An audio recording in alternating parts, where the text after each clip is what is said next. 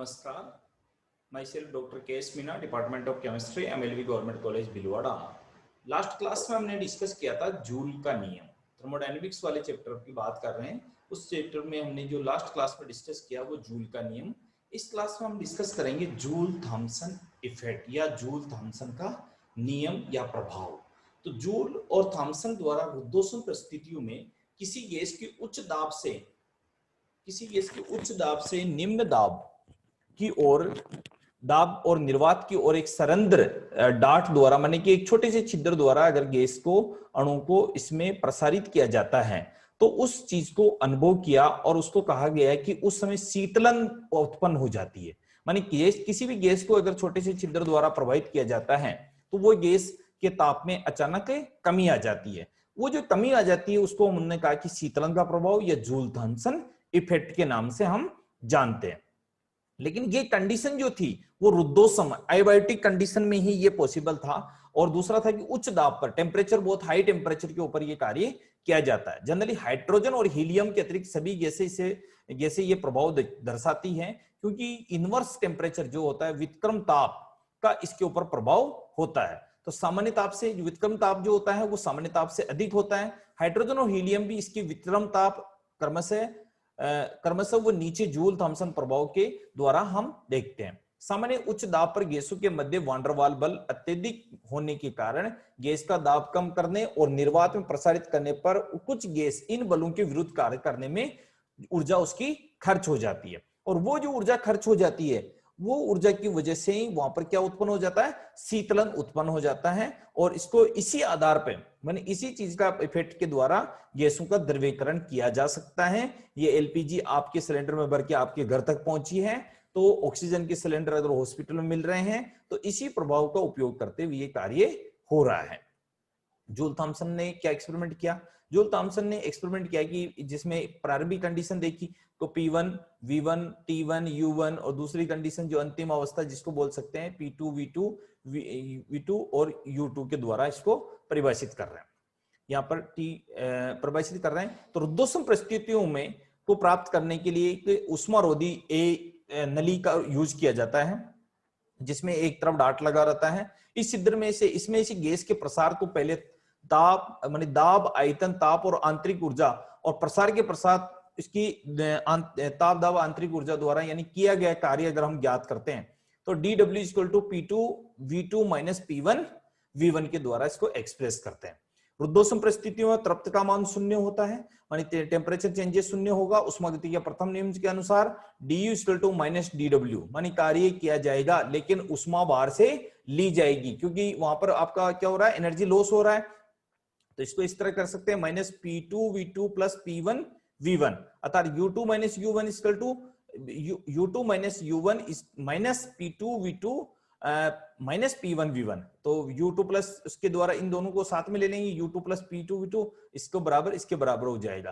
तो H = U + PV, अर्थात H1 और H2 यहाँ पर क्या होता है, बराबर होता है। तो डेल्टा H = H2 - H1 = 0। तो इस प्रकार स्पष्ट हो जाता है गैसों के रुद्धोष्म प्रसार में एंथैल्पी स्थिर रहती है, एंथैल्पी में किसी तरह का परिवर्तन नहीं होता है।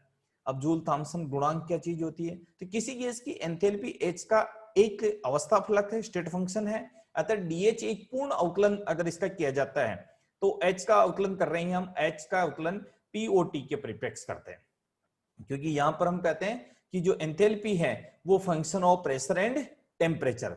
तो समीकरण में H का दाब P और इसके ताप T के साथ अवकलन करते हैं तो delta H = dH/dP at constant temperature with respect to dP plus delta H/dP at constant pressure with respect to dt। तो dH/dt with constant pressure = Cp।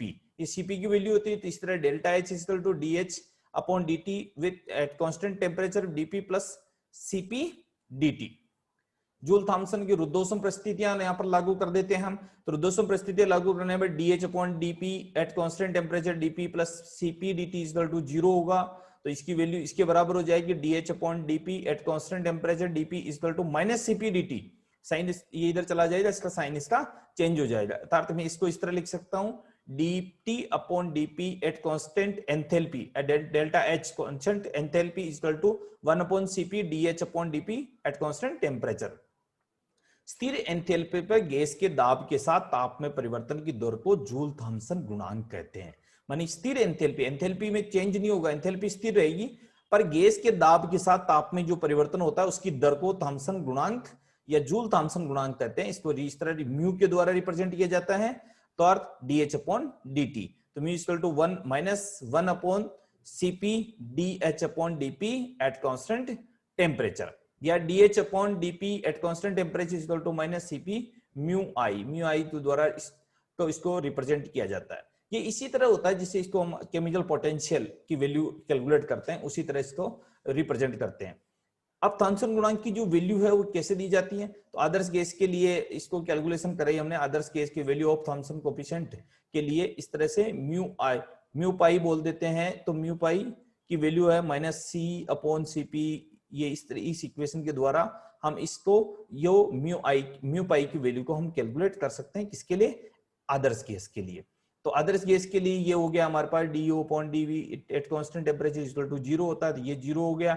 अतः एक आदर्श गैस के लिए पीवी एक स्थिरांक होता है, तो निश्चित ताप पर dPV/dP इक्वल टू 0 होता है। तो इस समीकरण में म्यू पाई की वैल्यू क्या होगी, 0 प्राप्त होती है। अतः आदर्श गैस के लिए जूल थॉम्सन गुणांक का मान क्या प्राप्त होता है, 0 होता है। लेकिन वास्तविक गैस में ऐसा नहीं होता है। वास्तविक गैस के लिए इसकी जो वैल्यू होगी वो धनात्मक होगी सामान्य ताप और न्यून दाब पर, किंतु दाब बढ़ाने पर गैस के आयतन में कम हो जाता है, अर्थात du/dv एट कांस्टेंट टेम्परेचर सदैव ऋणात्मक ही रहेगा।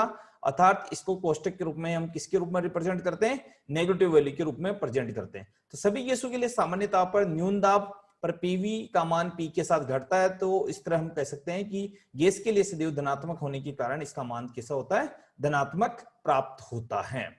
वास्तविक गैसों के लिए बात करते हैं, तो वास्तविक गैसों के लिए जूल थॉम्सन गुणांक का परिकलन वान डेर वाल समीकरण के द्वारा किया जाता है। ये एक मोल गैस P प्लस ये वान डेर वाल इक्वेशन आपकी, इसको वान डेर वाल इक्वेशन में ये वैल्यू हम पुट अप कर देते हैं, तो ये PV equal to PB plus A/V minus AB/V ये वैल्यू हमें प्राप्त होती है। क्योंकि वान डेर वाल में A और B के मान बहुत कम होते हैं, तो अगर उसको neglect PV equal to minus P dV A plus upon V RT, PV equal to RT plus PB A/V। यद्यपि एक मोल गैस के लिए बात करते हैं तो V इक्वल टू RT/P, तो V का मान इसके अंदर पुट अप कर देंगे, तो PV equal to RT plus PB minus AP/RT, P का भाग इसमें P के द्वारा डिवाइड करते हैं इसको, तो ये इक्वेशन हमें प्राप्त होती है। टेम्परेचर के साथ इसका हम आउटलन कर देते हैं, तो आउटलन करने पर ये हमें इक्वेशन मिलेगी dV/dt P equal to RP plus A।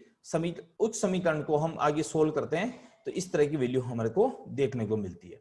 दोनों तरफ पीटी के द्वारा ये डेरिवेशन की फॉर्म में पीटी के द्वारा भाग देते हैं यानी डिवाइड करते हैं, तो इस तरह अगर हम देखते जाते हैं कि इनकी वैल्यू एक के बाद एक पुटअप करते गई और ए बी के लिए एक वास्तविक गैस के लिए हम कैलकुलेशन करते हैं, तो वास्तविक गैस में ये हमें वैल्यू लास्ट में जाके प्राप्त होती है, यानी कि वीटी और delta H upon delta P eight constant temperature का इसमें वैल्यू और पुटअप कर दी, और पुटअप करने के बाद में लास्ट में म्यू की वैल्यू 1/Cp 2a/RT - b के बराबर प्राप्त होती है। अर्थात हम ये कह सकते हैं कुछ न कुछ वैल्यू यहाँ पर होती है, वहां पर जीरो होती है तो यहाँ पर स्थिर नहीं होता, जूल थॉम्सन का तापमान निर्भर करता है। अतः 2a/RT का मान b से जब ज्यादा होगा तो इसका मान धनात्मक प्राप्त होगा, और 2a/RT b के जब बराबर होगा तो शून्य प्राप्त होगा, और 2a/RT जब b से ज्यादा होगा, b की वैल्यू ज्यादा होगी तो इसकी वैल्यू क्या प्राप्त होगी, हमें ऋणात्मक वैल्यू हमें प्राप्त होती है। धन्यवाद।